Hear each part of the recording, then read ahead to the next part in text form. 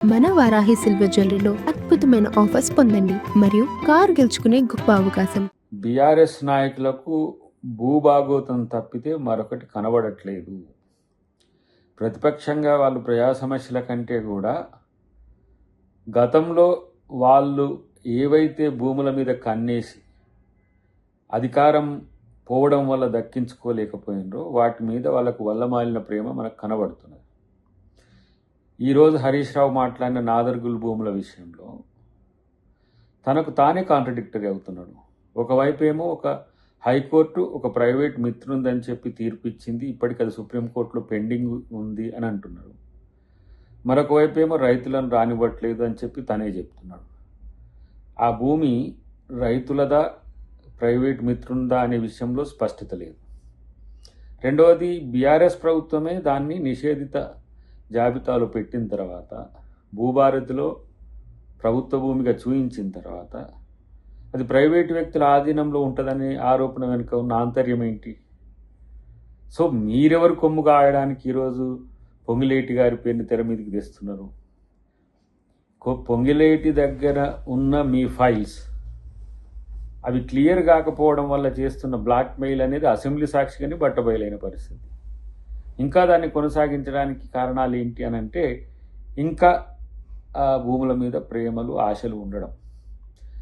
గతంలో 2 సార్లు ప్రభుత్వంలోకి వచ్చిన తర్వాత ప్రభుత్వ భూములు, అసైన్ భూములు, లావణి పట్టాలు, కోర్ట్ ఆఫ్ వార్డ్స్ ల్యాండ్స్, తర్వాత ఎవాక్యూ ప్రాపర్టీస్ అంటే కాందిశీకుల భూములు, తర్వాత ఎవరైతే భూములకు హక్కుదారులు కలిగి లేరో ఆ భూములన్నింటినీ కూడా మీ ప్రభుత్వంలో మార్క్ చేసుకున్న పరిస్థితి. వాటిని అన్నింటినీ కూడా ధరణిలో బ్లాక్ లిస్ట్లో పెట్టిండ్రు.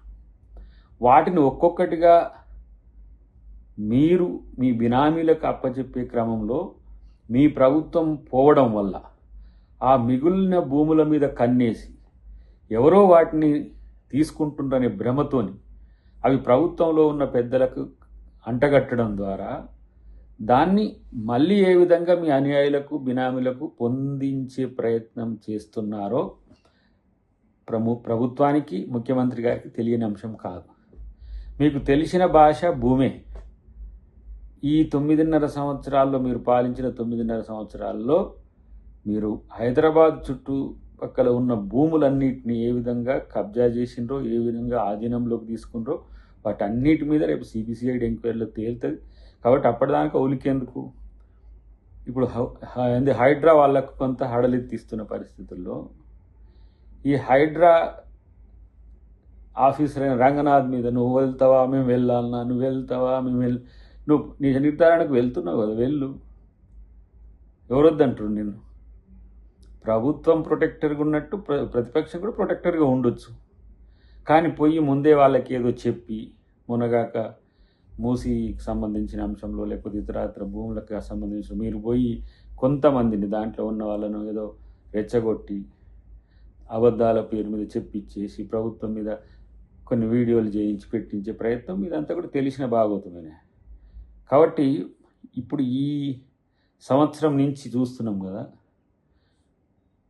మీరిద్దరు బావబామార్దులు ఇద్దరు బయటికి వెళ్ళినా కూడా, కవిత గారు కూడా, మొత్తం ప్రభుత్వం మీరు కోల్పోవడం వల్ల మీకెంత నష్టం జరిగిందో మీ అసహనానికి మీరు చేస్తున్న రాద్ధాంతాలే కారణం. కాబట్టి ప్రభుత్వం ఎవరిది భూమి అయితే వాళ్ళకి అప్పచెప్పే ప్రయత్నం చేస్తుంది.